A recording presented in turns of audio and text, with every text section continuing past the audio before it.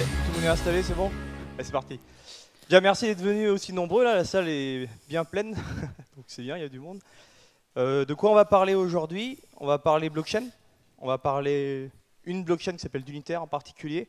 On va essayer de reposer un peu les concepts, démystifier, pour ceux qui connaissent un peu la preuve de travail, hein, qui est liée à la blockchain et aussi au Bitcoin, et comment d'Unitaire implémente cette preuve de travail pour la rendre plus écolo, on va dire. Et après, on verra l'application pratique qui est la June, donc une crypto-monnaie qui utilise cette blockchain. Donc déjà, on va essayer de faire un petit sondage. Déjà, j'imagine, qui c'est qui connaît la blockchain déjà? Un petit peu. Un peu de monde, c'est pas mal. Y a-t-il des développeurs blockchain dans la salle? Ah oui, quand même. Pas mal. 3. Bon, on va pas dire de bêtises alors. Donc déjà, on va reparler un peu de la blockchain, on va reposer un petit peu les concepts, etc. Donc on va commencer par... Voilà. Donc déjà, les types de réseaux qu'on peut avoir. Donc, vous connaissez tous les réseaux classiques, centralisés, où pour aller chercher une information, on a besoin tous d'aller se connecter à un point donc central. On va avoir les réseaux décentralisés, qui par opposition décentralisés n'ont pas besoin d'avoir un nœud central pour fonctionner. Et on va avoir les réseaux qu'on appelle distribués, où là l'idée c'est que l'information elle n'est pas tenue par un nœud du réseau, mais par l'ensemble du réseau, par tous les nœuds du réseau. Quelques exemples. Dans les réseaux centralisés, on a les sites web assez classiques, donc les banques, les e-commerce. C'est là qu'apparaît un petit peu la notion dans les banques de tiers de confiance. C'est-à-dire on met deux personnes en relation qui ne se connaissent pas au travers d'une banque, donc le tiers de confiance. Et là on a besoin d'un réseau central pour ça. Les emails aussi, quand vous envoyez un mail, vous ne l'envoyez pas directement à la personne, vous envoyez ça à un serveur de mail qui est central. Les fournisseurs d'accès à Internet est aussi un cas d'usage des réseaux centraux. Pour avoir accès à Internet, il faut bien vous ayez un fournisseur d'accès à Internet, comme ça s'appelle. Et par opposition, on va avoir les réseaux décentralisés, dont les crypto-monnaies, par exemple le Bitcoin, l'Ethereum, et donc la June, donc, qui nous intéresse aujourd'hui. On va avoir tout ce qui est réseau peer-to-peer, du coup, c'est un peu issu de tout ça. Donc vous connaissez tous forcément Torrent et Emule, pour partager vos photos perso, on va dire. Donc c'est des choses qui existent sur Internet depuis pas mal de temps déjà, les réseaux pair à pair, hein. Comme on l'a dit avant, c'est des réseaux décentralisés où les nœuds se connectent directement les uns aux autres sans forcément passer par une autorité centrale. Même si au départ, le torrent, on va chercher les IP des seeders, comme on dit, et on va récupérer après les fichiers un peu à droite à gauche. Et dans le cadre de la blockchain, on va parler de ce qu'on appelle un registre distribué. Donc pourquoi distribué? C'est-à-dire que l'information de la blockchain, donc le ledger, le registre, il est contenu sur chaque nœud du réseau. Donc chaque nœud du réseau a le ledger en entier à l'instant T, modulo la vitesse de la lumière, bien forcément, puisqu'il y a de la connexion entre ces réseaux. Donc il faut bien que ces nœuds ils se mettent à jour entre eux, et donc il y a un petit peu de temps avec la vitesse de la lumière, on va dire. Et pour faire évoluer ce ledger dans un monde décentralisé, donc il n'y a pas d'autorité centrale qui va dire les règles c'est celle-ci, je mets ça à jour, etc. Comme quand vous envoyez de l'argent à quelqu'un via d'une banque, c'est la banque qui tient le rôle. Et là on va dire que pour mettre à jour un registre distribué dans un réseau décentralisé, on va parler de consensus du coup. Voilà un exemple un peu générique de ce que peut être un ledger. Donc on peut voir à gauche, ça marche, ouais. À gauche ce qu'on appelle le bloc Genesis. Donc quand on initialise une chaîne de blocs, une blockchain, on va émettre un premier bloc qu'on va appeler le bloc Genesis, qui va être émis par une personne, par un nœud, pardon. Et là, ici, on voit la chaîne de blocs. Et ce qu'on peut voir et qui est intéressant, et ce qui est important, on va voir ça juste après, les hashes, ici, qui permettent d'identifier les blocs de façon unique dans la chaîne.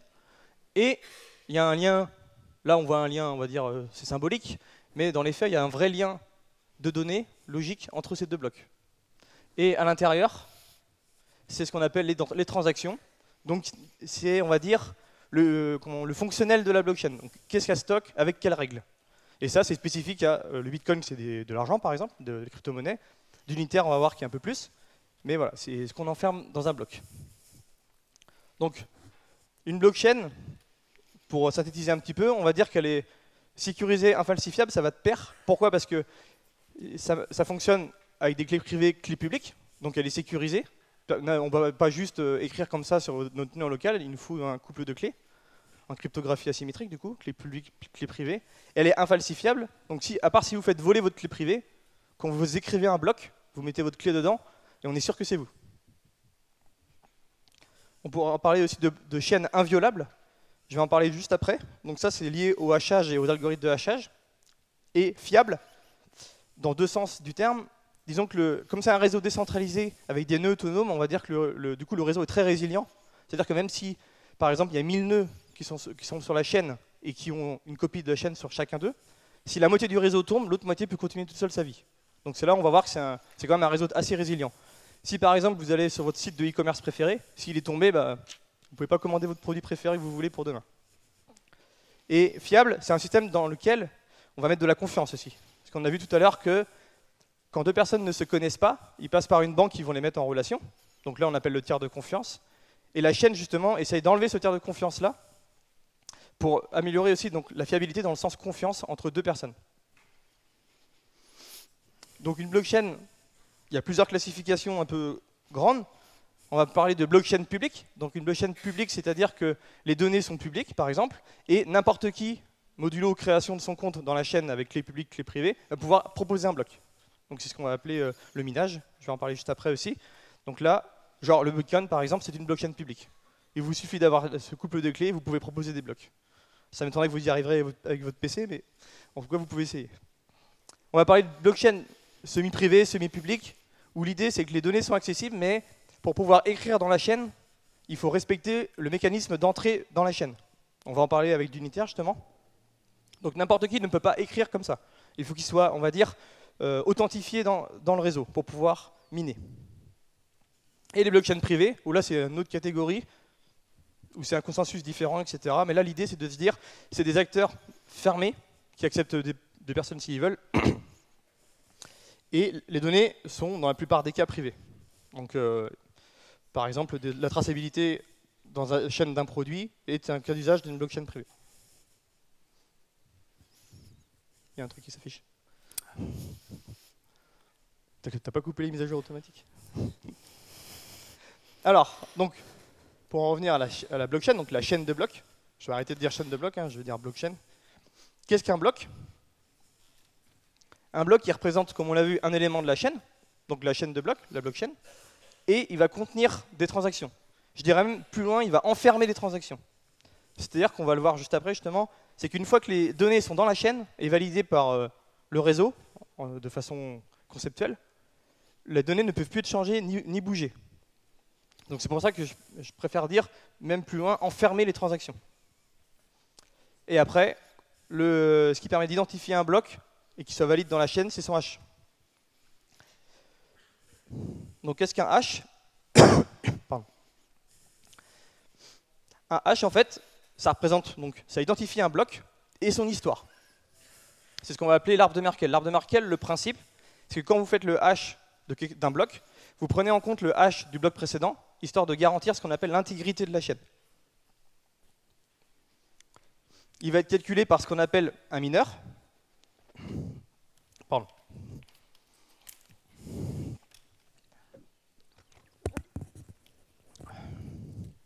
Donc le but de ce mineur, ça va être de trouver ce bon hash.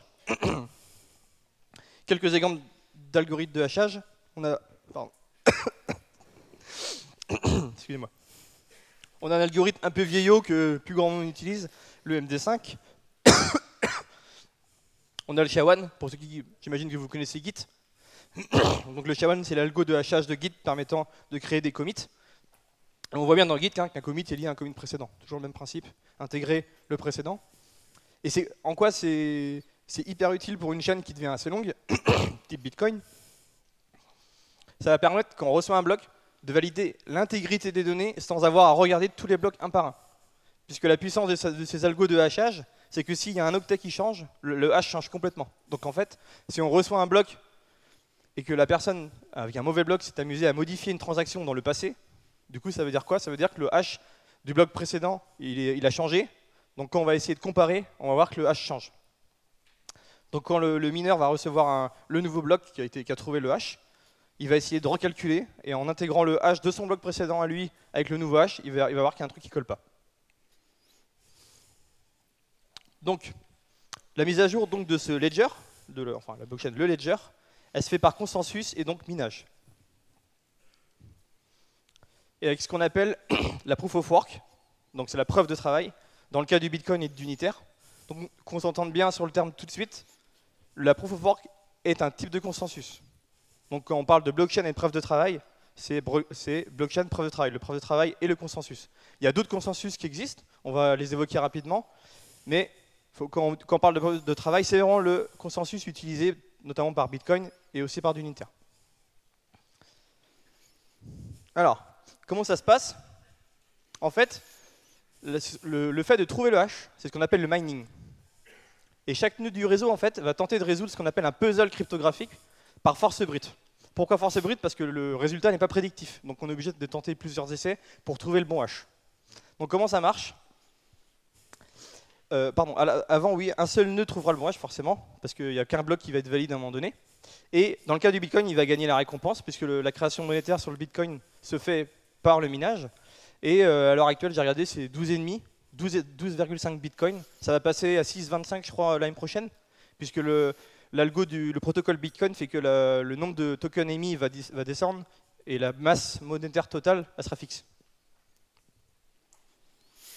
Et c'est aussi ce qu'on va appeler dans le cadre de la preuve de travail l'horloge du réseau. Donc c'est ce qui permet à chaque nœud de recevoir une difficulté pour pas qu'il aille trop vite pour miner les blocs. Dans le cas de d'Unitaire, ça va être un bloc toutes les 5 minutes, donc le réseau est réglé comme ça. Et dans le cadre de Bitcoin, c'est un bloc toutes les 10 minutes. Et cette valeur ressort va nous permettre, cette difficulté-là, va nous permettre de pouvoir régler la vitesse du réseau, pour pas qu'il aille trop vite ni trop lentement.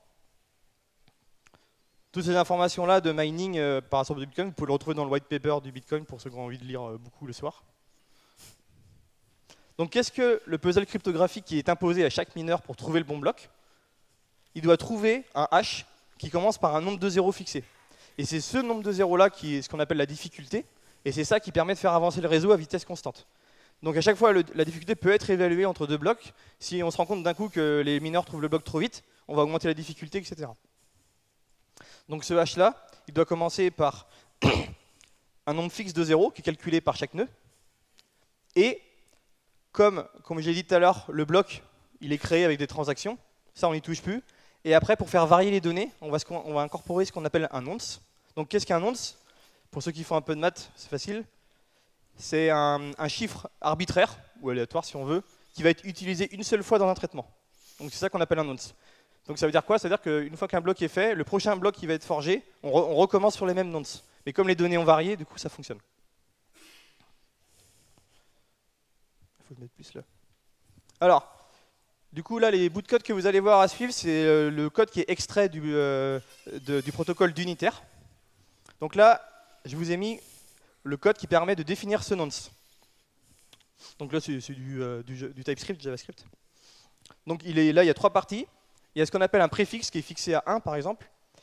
Ça, c'est dans la conf du nœud qui va miner. Il y a une conf JSON qui est disponible sur le disque à côté du nœud. Donc là, il est fixé à 1, mais vous pouvez le changer. Si demain, on se rend compte que la difficulté explose, on changera ce préfixe pour être plus loin. Il y a ce qu'on appelle le nonce beginning. Là, c'est un peu plus tricky. En fait, dans la configuration du nœud, on met le nombre de cœurs disponibles sur la machine qui permet de paralléliser, pour éviter que les mêmes nœuds travaillent sur les mêmes nonces au même instant. Et donc pour ça, on va, ici le nombre de cœurs, là, on va voir que si c'est à 1, on commence à 0 par exemple, le nombre de cœurs.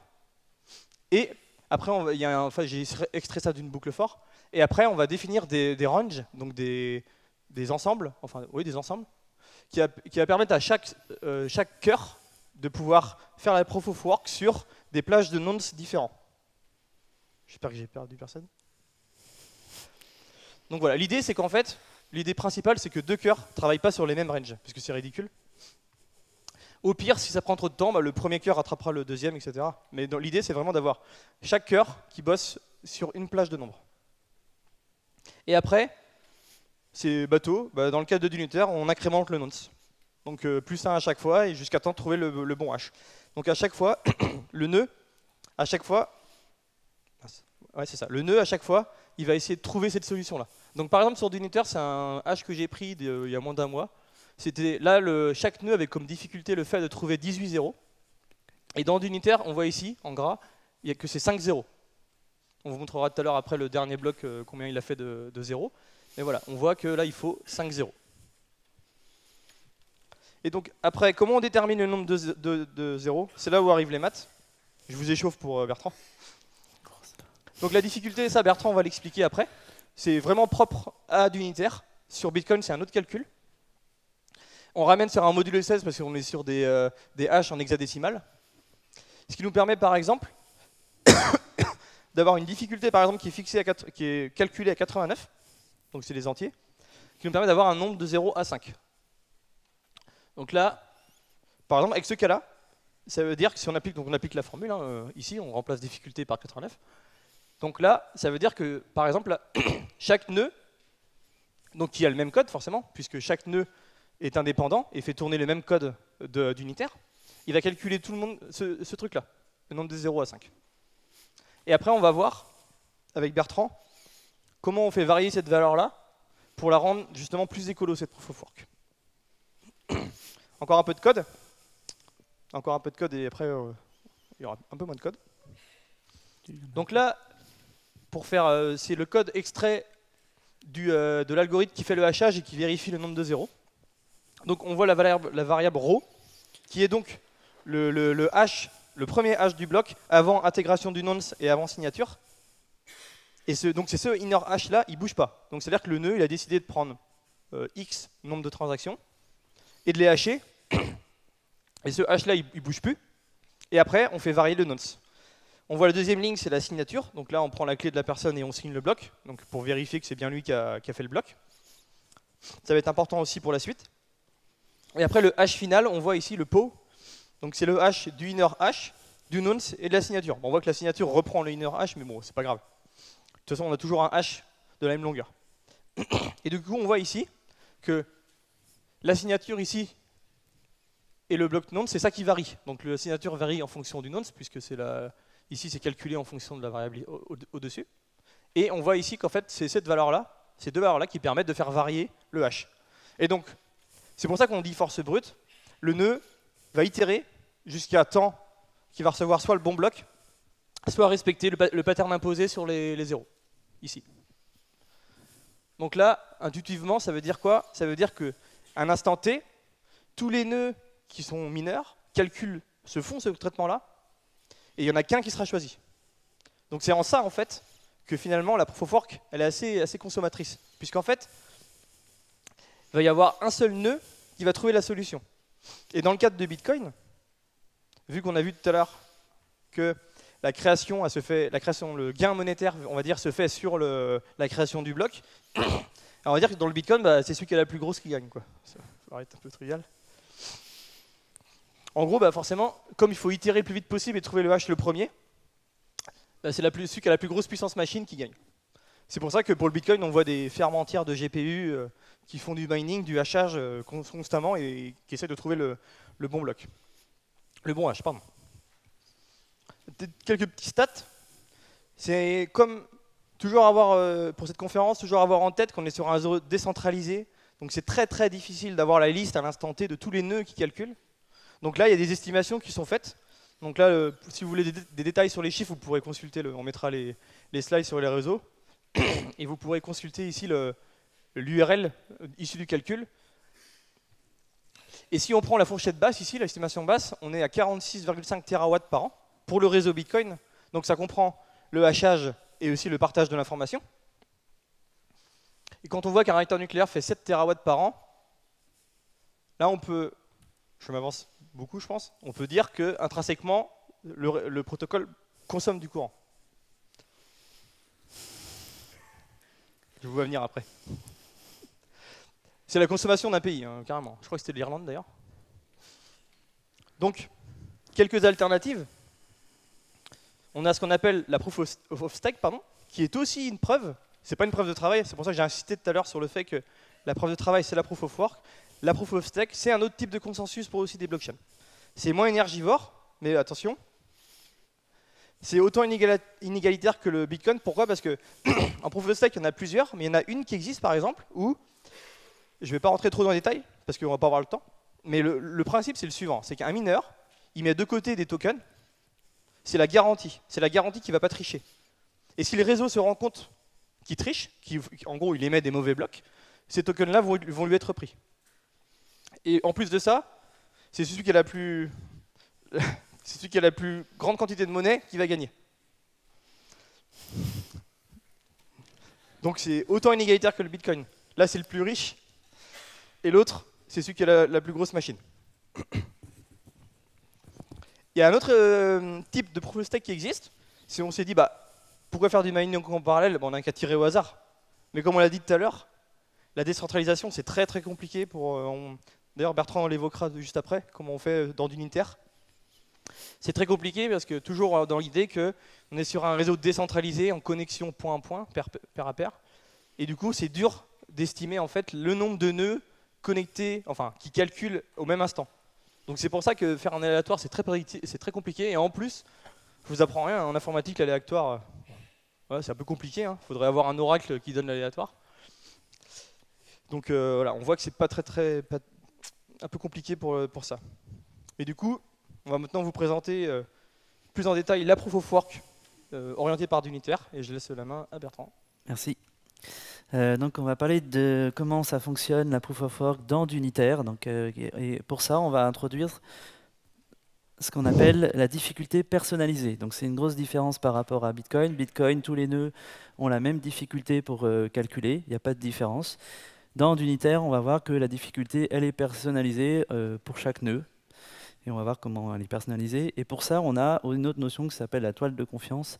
C'est un mécanisme qui permet en gros d'identifier les nœuds, et ce qui nous permet ensuite de personnaliser la difficulté.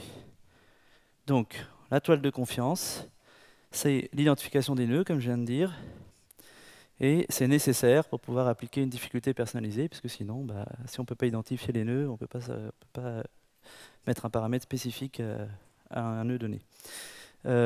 Du coup, ça veut dire que c'est une blockchain semi-privée, puisque seuls les nœuds qui sont identifiés, qui sont membres, comme on dit, de la toile de confiance, peuvent calculer.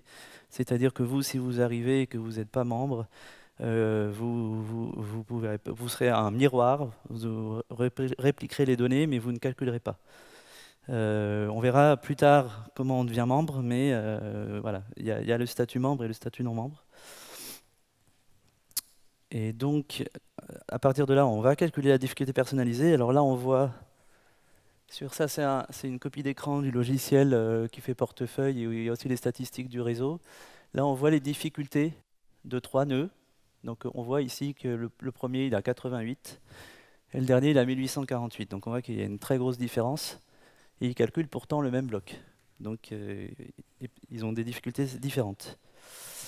Pour comprendre la difficulté personnalisée, il faut introduire plusieurs notions, telles que la fenêtre courante, on verra ce que c'est, le facteur d'exclusion et le handicap. Donc on va commencer par comprendre pourquoi on a besoin d'une fenêtre courante, parce qu'on a besoin d'estimer, c'est juste une estimation, le nombre de nœuds membres calculants.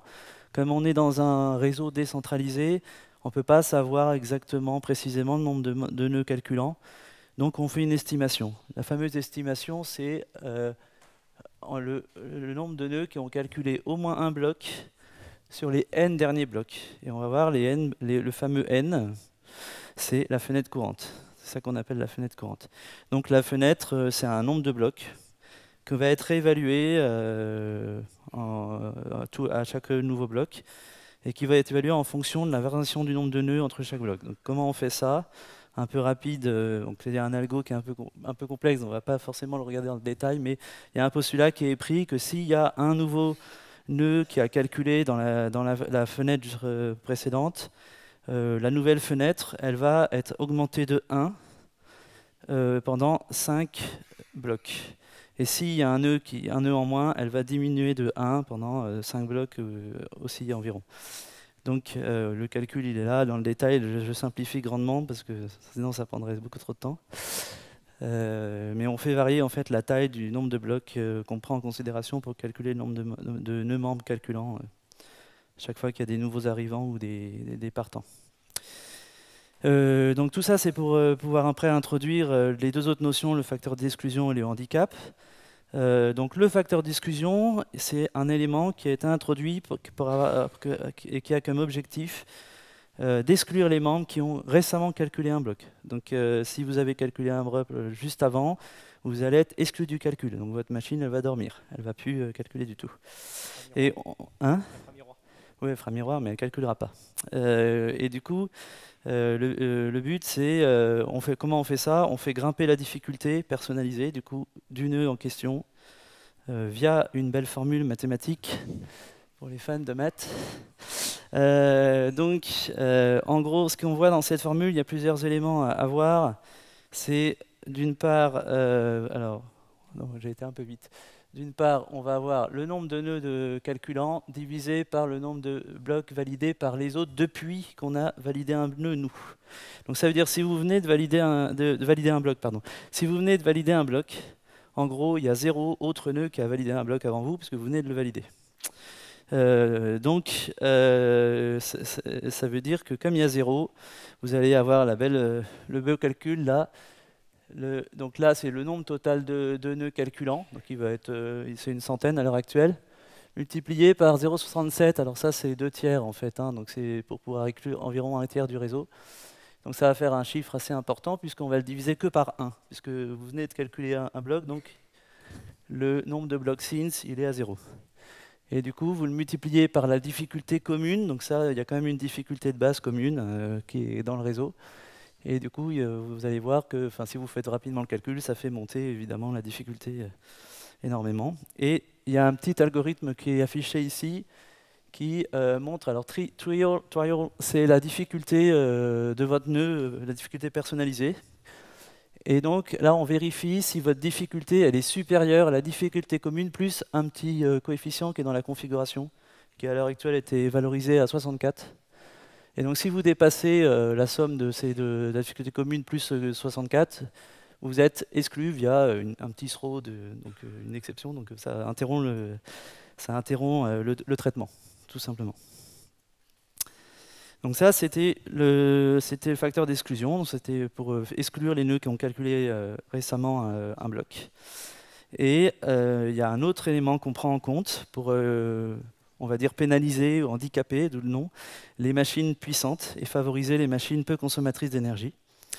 Donc c'est le handicap. Donc là encore un peu de maths. Donc pour calculer le handicap, il faut arriver à estimer si votre machine, votre nœud est significativement plus performant que les autres. Pour ça, on va regarder le nombre de blocs que vous avez calculé, vous, dans la fenêtre courante. Donc ça, c'est la notion qu'on a introduite tout à l'heure. Et on va diviser par la médiane des autres nœuds. Ce qui permet d'avoir une idée de si vous êtes beaucoup plus rapide ou pas. Après, on applique un logarithme, ça c'est pour un peu lisser, pour que ça ne parte pas complètement dans les hauteurs, et un logarithme qui est de 18,9%, enfin 1,189, pour une raison que c'est 16 puissance 1 16e, et qu'on fait des haches en hexadécimal, donc ça permet d'évaluer en gros le facteur de difficulté entre deux niveaux de la preuve de travail. On ne rentre pas trop dans les détails, mais en gros c'est pour ça que ça a été mis à 18,9. Donc après, une fois qu'on a le facteur d'exclusion et le handicap, on calcule la difficulté personnalité totale, globale, du nœud, en faisant donc le max, bien sûr, parce que si elle est plus petite que la difficulté commune, on reste sur la difficulté commune. Donc là, c'est la difficulté commune, et on multiplie par le facteur d'exclusion plus le handicap. Ça nous permet d'avoir la difficulté personnalisée. Donc, on a vu, ça permet d'une part d'exclure environ un tiers du réseau à tout moment grâce au facteur d'exclusion. Et d'autre part, de favoriser les machines les moins énergivores grâce au handicap. Pour donner un exemple concret, sur d'unitaire à l'heure actuelle, un simple Raspberry Pi 3 valide environ un bloc tous les 2-3 jours dans la blockchain. Et ça sera toujours comme ça, hein, parce que comme on ajuste les difficultés, un Raspberry Pi 3 pourra toujours calculer dans une blockchain d'unitaire. Donc pourquoi est-ce moins énergivore? Je pense que vous avez déjà vu un peu les éléments de réponse. Et en plus, mais il y a également un autre élément, c'est que contrairement à Bitcoin, on gagne des Bitcoins, 12,5 Bitcoins par bloc validé. Là, sur d'unitaire, dans le protocole, il n'y a aucune récompense. Si vous êtes mineur, alors on préfère dire forgeur du coup, puisqu'on ne récolte pas d'or, d'argent en retour. Si vous êtes forgeur, vous gagnez rien en étant forgeur. C'est juste, vous êtes forgeur, vous contribuez, c'est juste pour le bonheur de contribuer au système, quoi. Voilà, donc il n'y a pas de création monétaire par minage. Et du coup, comment on crée la monnaie avec des monnaies basées sur d'unitaire? Eh bien, on crée de la monnaie tous les jours, un petit peu, et on la distribue à part égale. Donc ça s'appelle un dividende universel. C'est un peu comme un revenu de base universel, mais voilà, c'est fait via une blockchain et c'est distribué à part égale tous les jours. Voilà. Du coup, pourquoi c'est moins énergivore de fait de ne pas rémunérer les mineurs? C'est que du coup, il n'y a pas de course à la récompense. Et du coup, les gens ne vont pas chercher à mettre des machines ultra puissantes pour essayer de gagner plus facilement la récompense. Voilà. Alors, une première application pratique de cette blockchain-là, c'est la monnaie qui s'appelle June, ou June pour les anglophones, mais c'est une monnaie française, hein, mais il y a des gens qui le prononcent plus à l'anglaise. Ça s'écrit comme ça, un G avec un espèce de chapeau 1. Pourquoi ce symbole, je ne sais pas, mais voilà. Donc c'est la première crypto-monnaie basée sur une blockchain d'unitaire. Et il y a déjà 2250 membres en 2 ans et demi. Quand on dit membre, c'est bien membre de la toile de confiance. Donc c'est des gens qui sont capables de calculer. Ça ne veut pas dire que chaque personne membre calcule, hein, parce qu'on peut être membre sans calculer. Ça ne sert pas qu'à calculer. Mais en tout cas, c'est des membres de la toile de confiance. Et ça leur permet, oui, chaque membre, oui, tu as raison, chaque membre de la toile de confiance perçoit un dividende universel qui calcule ou qui ne calcule pas. Donc voilà. Dans la June, on a un autre élément qui est intéressant comme monnaie, c'est qu'en plus d'être une crypto-monnaie, elle est basée sur une théorie économique qui a été conçue de façon scientifique, qui s'appelle la théorie relative de la monnaie. On ne va pas rentrer dans les détails, parce que ça c'est carrément un autre sujet, donc si ça vous intéresse, vous chercherez sur Google. Et ces règles économiques qui sont dans cette théorie permettent d'en faire une très bonne monnaie d'échange. Donc aujourd'hui, c'est une monnaie qui est utilisée donc, par environ 2200 membres, principalement dans le sud de la France, en Belgique et en Mayenne, un petit peu aussi ailleurs, mais c'est principalement là-bas, et c'est une monnaie qui sert à acheter et vendre des biens, principalement d'occasion, ou des services aussi, sur une plateforme qui s'appelle J'échange, par exemple, mais aussi en réel dans des rencontres. On peut acheter, vous voyez, là, couette, écharpe, enfin, il y a plein de choses. Donc, on peut faire ces petites emplettes avec cette monnaie. Donc, on va vous montrer un peu rapidement les logiciels. Vous m'entendez là? Ça marche? Non? Ça marche plus? Ah, c'est bon, voilà. Donc, je vais vous montrer le... Vas-y, déplace la fenêtre si tu veux. Elle est où? Ah, c'est là. Ah. Donc là, je vais... Pardon. Il est où mon pointeur? Ah oui, là. Vous voyez? Alors là, je vais... Ah, c'est un peu... C'est coupé là? Non, c'est coupé en bas, mais pas en haut. Vous voyez dans le fond? Ça va? Vous êtes un peu loin. Hein. C'est bon? Merci. Donc je vais vous montrer un peu, pour ceux qui font un peu de crypto, c'est l'exchange, c'est le wallet pardon, de Bertrand par exemple. On voit il est connecté en haut à droite. Et on va pouvoir explorer un petit peu le réseau. Alors quelques petites infos intéressantes. On peut voir en bas, ici, la règle qui est fixée pour la June. En fait, il faut être certifié par 5 personnes pour être dans le membre de la toile de confiance. Et donc pouvoir miner, pour ceux qui le souhaitent, c'est pas obligatoire, et toucher un dividende universel. Et ou toucher un dividende universel. On voit ici que la création ici, c'est fixé ici, un par jour. Alors, attends, tac. Et là, il y a les règles de croissance. Là, par exemple, c'est un dividende universel, mais en passant en June, on voit que là, il est à 10,11 June. Il a été réévalué juste là, récemment. Là. Avant, il était à 10,07. Donc, c'est réévalué tous les 6 mois, je crois.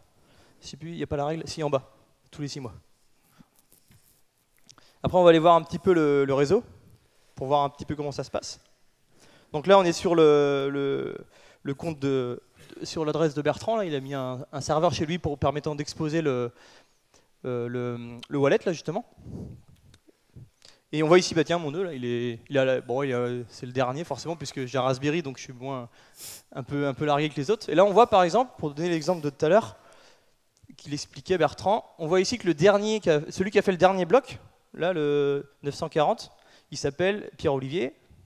Si tu regardes la conf, salut. Et là, si on le cherche, il doit être par là. Allez, là. Et voilà, là on voit Banco Bingo. On voit la difficulté qui a augmenté, puisque comme l'a expliqué Bertrand, comme il a miné le dernier bloc, là, le calcul fait qu'il a du coup été exclu du minage du prochain bloc. Ah, puis encore là, tiens, c'est marrant. On voit aussi les versions des nœuds. C'est important les versions des nœuds, parce que quand les développeurs ils poussent une nouvelle version du nœud, il faut que chacun soit à jour, hein, parce que si des règles évoluent, par exemple, donc après, ça reste de la blockchain, chaque mineur accepte ou pas les nouvelles règles, mais si les règles évoluent, on peut avoir ce qu'on appelle un fork de la chaîne, puisqu'il peut y avoir un bloc qu'on ne veut pas, alors qu'il est correct avec les nouvelles versions, et ça fait un fork de la chaîne. Pour ceux qui connaissent un peu les cryptos, il y a le fameux fork d'Ethereum, et les développeurs se sont mis d'accord, et chacun est parti de son côté. On va aller voir maintenant un bloc, à quoi ça ressemble. Alors, je ne vais pas cliquer sur son nom, là, tac. Donc là, on voit que dans ce bloc-là, il y a eu un échange d'argent entre ces deux clés publiques de 20 jaunes. On voit ici le hash, et là il fait, j'ai mis mon curseur, 5,0. Donc là, on voit que pour une difficulté de 91, le hash est de 5,0. On va aller voir le fichier brut, qui est un JSON. En données brutes, ça sera mieux. Attends, c'est où? Oh. Vous voyez dans le fond? Zoom. Non. Zoom. C'est comment? C'est contrôle plus? Non. Ouais, dans le contrôle. Voilà. C'est bon? J'attends ton pouce. Voilà. Donc là, on voit ici la version du protocole. On voit ici le nom de ce qui a été utilisé pour trouver le bon hash. On voit là, c'est l'identifiant dans la chaîne. On voit que lui, il avait une POMIN de 91. On voit le timestamp. Qu'est-ce qui est intéressant à voir? On voit ici la monnaie. Ça permet d'identifier la monnaie dans le réseau. C'est-à-dire qu'on pourrait avoir un autre nœud à côté qui travaille sur une autre monnaie, par exemple. On voit ici les frames dont a parlé Bertrand.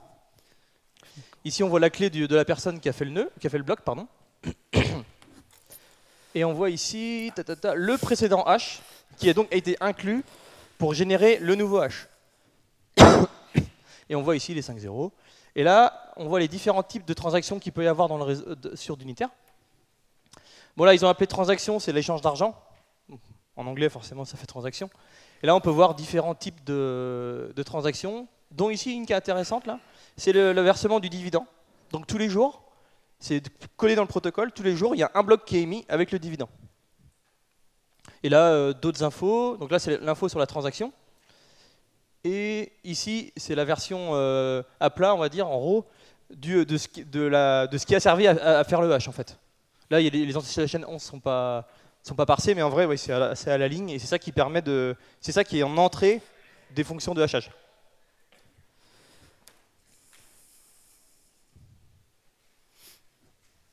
Hop.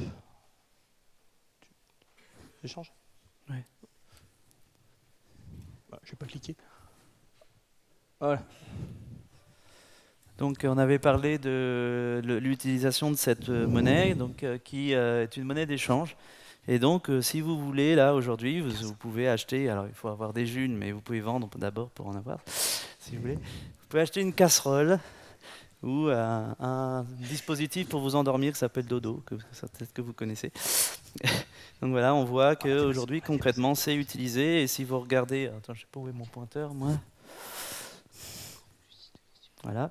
Si vous regardez la date, je ne sais pas si on voit bien, mais là, c'est il y a 20 minutes, il y a 2 heures, il y a 4 heures. Enfin, c'est vraiment assez régulier. Dans une journée, il y a pas mal d'annonces qui sortent. Donc, on voit que c'est concrètement utilisé aujourd'hui par les gens.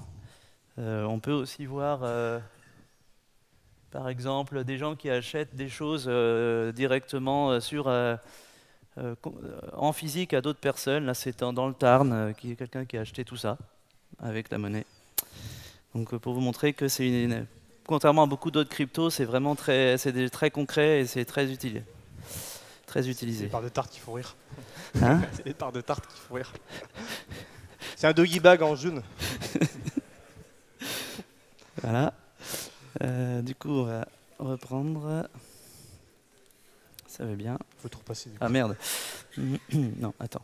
On va faire autrement. On est sur les slides des docs. Ouais. Donc, on va arriver vers la fin de la présentation, mais bon, on va vous montrer encore juste des références pour en savoir plus si ça vous intéresse. Donc, si vous voulez en savoir plus sur d'unitaire en soi, donc la partie blockchain pure, vous pouvez aller visiter le site d'unitaire.org. Vous pouvez télécharger le logiciel, installer un nœud, miner si vous avez envie. Enfin, non, si vous n'êtes pas membre, vous ne minerez pas, mais vous pouvez quand même essayer de l'installer si vous voulez. Il y a la documentation, on va dire en mode spécification fonctionnelle, plus, avec des maths quand même, mais disons que plus en français, de la preuve de travail. Et il y a la documentation du protocole, où là c'est vraiment les règles de gestion à implémenter quand on veut faire un logiciel qui respecte le protocole d'unitaire. Et à noter que, toujours dans l'esprit blockchain, hein, l'open source c'est hyper important, c'est très important dans l'esprit blockchain. Donc les sources elles sont consultables sur c'est un GitLab, ouais. Et vous pouvez participer si vous avez envie à l'évolution du réseau. Et d'ailleurs à ce sujet-là, il y a une réécriture actuelle d'unitaire en Rust qui s'appelle d'Unitrust qui est en plein travail. Donc s'il y a des développeurs Rust qui sont intéressés, français. Français. Oui, non, c'est français bien sûr, ouais. Mais ils peuvent. Ah oui, pardon, non, les développeurs actuels sont français. Le Géchange a été fait en France aussi, et le d'Unitaire, c'est un Rennais qui a codé une grosse partie. Ouais. Non, oui, tout ce qui est autour de d'Unitaire, c'est fait par des Français, c'est une technologie française à la base. Si vous voulez en savoir plus sur la crypto dont on a parlé, donc il y a le site qui s'appelle monnaie-libre.fr qui en parle plus. Là, plus dans la version vraiment vulgarisée de qu'est-ce que c'est, à quoi ça sert. Et vous pouvez évidemment consulter les annonces, l'espèce de bon coin en June. C'est géchange.fr si vous voulez. Et si vous voulez rencontrer des gens qui sont dans cette communauté-là, donc soit vous allez sur le forum Monnaie Libre, où là vous rencontrez plus des utilisateurs de la monnaie, soit vous allez sur le forum d'Unitaire, où là vous allez rencontrer des développeurs. Et il y a un meet-up à Nantes tous les mois qui est organisé où c'est plus pour les utilisateurs du coup de la monnaie pour parler de la monnaie libre, donc la June, et éventuellement acheter et vendre parce que ça sert aussi de place de marché à cette occasion-là. Donc voilà. Sur ce, merci à tous. D'être venus nombreux. Et on est bien. Ouais.